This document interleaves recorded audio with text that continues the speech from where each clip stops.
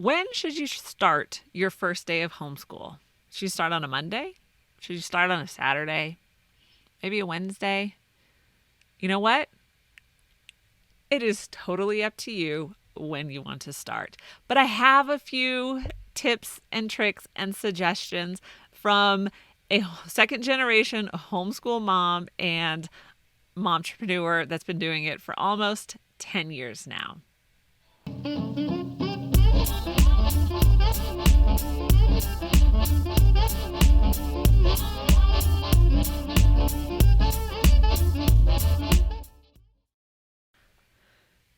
Hello, wonderful mom bosses and momtrepreneurs and homeschool moms. Welcome to the Life Unboxed blog podcast. And this is a place where we talk about all things momtrepreneur, from raising your kids to running a business, and the most important one, keeping your sanity. So this is a Momtrepreneur Life coffee chat. It is unscripted, pretty much unedited. Occasionally we have to, edit out a screaming baby every once in a while. But it is just a time to grab your coffee in your favorite mug. I'm a mom. What's your superpower mug is one of my favorites. And we just kind of put our hair up in a messy bun, or my hair's too short for a messy bun now, so just a ponytail. And we just chat about what it means to be a homeschool mom and momtrepreneur. Because a lot of times you're busy and there's so much going on that you can feel almost isolated, that you're cut off and that nobody understands you. I think that's the biggest one, because we are rebel moms doing this whole working from home, momtrepreneur, homeschooling mom thing, that it can sometimes feel like you are all alone. So I'm here to say you're not alone. And I try to be very frank about what's going on in my life, because it's not always rainbows and unicorns or Skittles, whichever one you want to go for. Okay. But I did want to talk to you about picking your first day of school, because I feel like, I was homeschooled since I was in 5th grade. I've been homeschooling my kids since my oldest was in 5th grade, and now he just started his junior year and is actually taking college classes. I'm not that old, just so we know. And I finally feel like this year, I figured it out. But then again, usually at this time of the year, I always feel like I've figured out curriculum. I figured out how we're going to do this. We're going to do it this way for the rest of our lives. And then by March, I'm like, I'm never doing that again. But I do feel like the way I set up the first couple of weeks of school was so much better than what I've ever done before. So I wanted to give you all my secrets on that. First, coffee. Okay, but before we get into that, because this summer, I have been working really hard to put stuff together for you guys. And so I'm super duper excited. And I work with, I have little kids, so we're super duper excited. Okay, so the first thing I want to show you is I have put together the CoOp class, and let me put it in front of you a little bit. The CoOp class that I have been teaching, I think I figured out for about 5 years.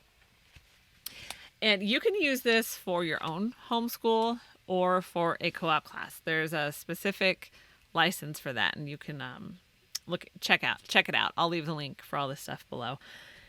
And I really wanted to package this because I found this to be fun and helpful. So you're not just getting all of the art book printouts, but you're getting lesson plan suggestions. You're getting art project suggestions, like what I have used and kids have really enjoyed and liked.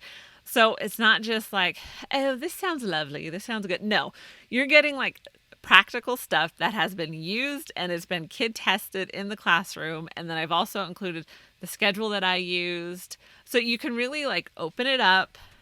You have to buy the art supplies. Art supplies, you cannot print those off.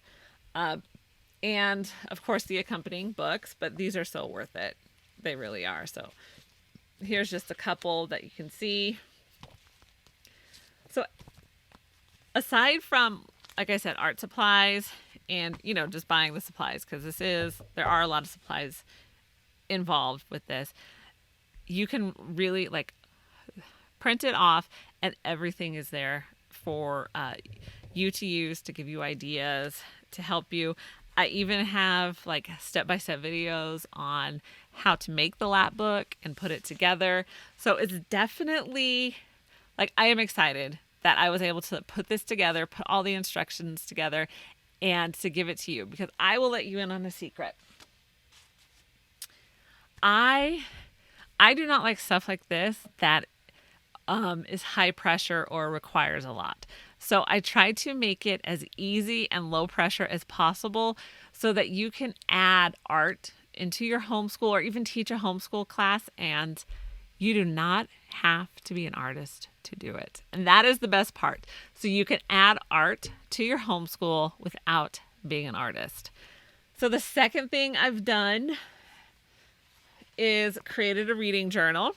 And I've created a few of these, and let me just see if I can give you a decent shot of what one of the pages look like. So, oh yeah, that's great. So it's really geared for elementary kids. And because I have elementary kids, I tried to do my best on keeping it simple, like something that they could fill out on their own and do on their own. And so you have a space for, I think it's 75 books. Yes, 75 books. So you have books. It starts with books that I want to read. And then you have books that they read, and then they can give them a star rating, if you can see that there. And then they have quote vaults, so they can, my favorite quotes, so they can write, what they thought was hilarious, because kids, you throw in some of that bathroom humor and they're going to want to write it down. But it's a really easy way to help your kids to start thinking about what they're reading beyond just the story. So who are the characters? Why did you like this character? What did you like about the story? What was your favorite part of the story? So it just gets them thinking in, again, a low pressure kind of way. This is not intended to be rigorous literature study. It's just kind of to give them an opportunity to write down what they've read, so track it. And the tracking stuff is always important. And then also to start thinking about more than just the story. So it was funny when, it was sad when, it was happy when. So it gives them an opportunity to start diving deeper into books. And so I've also created 2 more, and these are hardcover, which I'm really excited about. So I wanted one that boys would like too, because I am a mom of 4 boys. So I wanted something that they wouldn't have a problem filling out. And so you have different things throughout, like must-read books. So we have lists in there. We have the book pages. Then you get hit with an inspiring quote about books. Let's see. We have a quote vault too. And so some of the questions here, they're going to be a little deeper. So describe the book in 1 sentence. What's the summary of the story? How do you think the book will end? Were you right? Was the ending, did the ending surprise you? That kind of thing. Why I read this book. So books to read again. So all sorts of fun stuff. So this one, again, I believe I need to just confirm. Oh, and there's also a daily reading tracker. So they can check off what they've read, if they've read what you've asked them to read. Moms, us homeschool moms need all of these things included. So it is a lot of fun. I have to say, I thoroughly enjoyed creating these. And yes, it's for 75 books as well. That's how many pages are in here. And then, of course, like I said, we got sporadic pages of books I read, things like that. And so this is essentially the same interior. I had started with this one, and I really like how this cover turned out. But it's definitely very feminine. So I wanted to make one that my boys would like and that wouldn't seem so feminine. So that's why we have my book tracker, which, sounds like you're going out tracking in the woods, and then the reading journal. And there will be a few more that will be essentially the same interiors, but different covers for what you like, what you think is pretty. Anyway, okay, so that's what I've been working on over the summer, and I was excited to show you about them because we could always use different ideas when it comes to supplementing our homeschool curriculum. Maybe for your elementary students, you don't want to do a rigorous literature curriculum. You just want to kind of dip their toes into good books and stories and thinking about characters and what were they like and why did we like them, different things like that. So that's why I wanted to really create these reading journals so that we have something, you have something that you could integrate into your homeschool curriculum that's going to be easy to do. Okay, so I spent a lot of time on that. Let's get some more coffee. And this year, I want to tell you how I planned out my first day of school. So a lot of times I will follow the charter school up the street. I'll follow their calendar. One, because I can print it off from the computer and it's all on one page. So one reason I will do that is so then I don't have to make it myself. So somebody's already done it for me. And because we are required to homeschool a certain amount of days.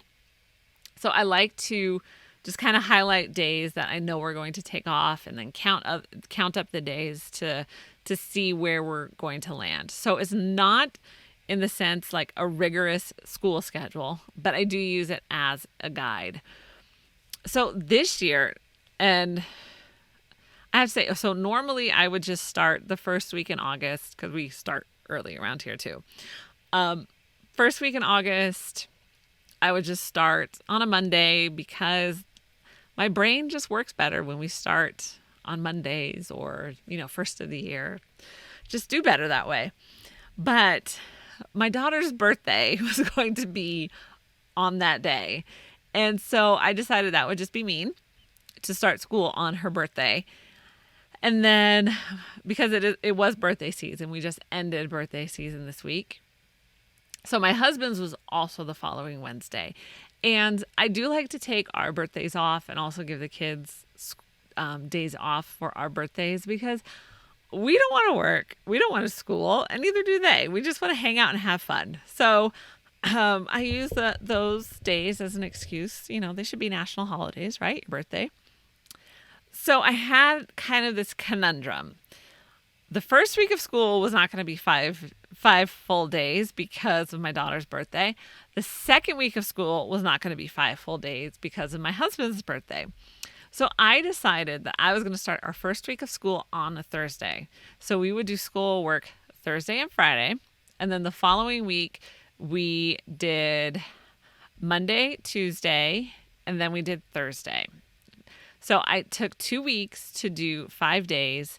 And I was also adding our kindergartner into the mix. So I did not know how that was going to go. It's going well so far. So we're good on that. But so I had all these variables. So I decided, let me take 2 weeks to do 1 week's worth of school.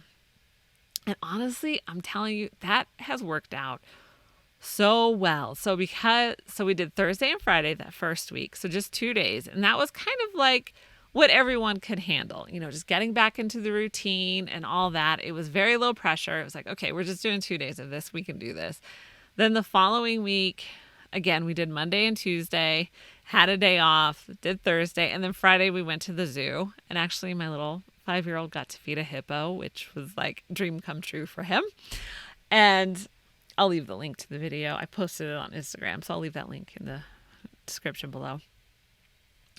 So it really it made the start of the school year so low key, and the transition from summer to school went so smooth. I was like, okay, we have to share this. I think I finally found the secret sauce to the first day of school.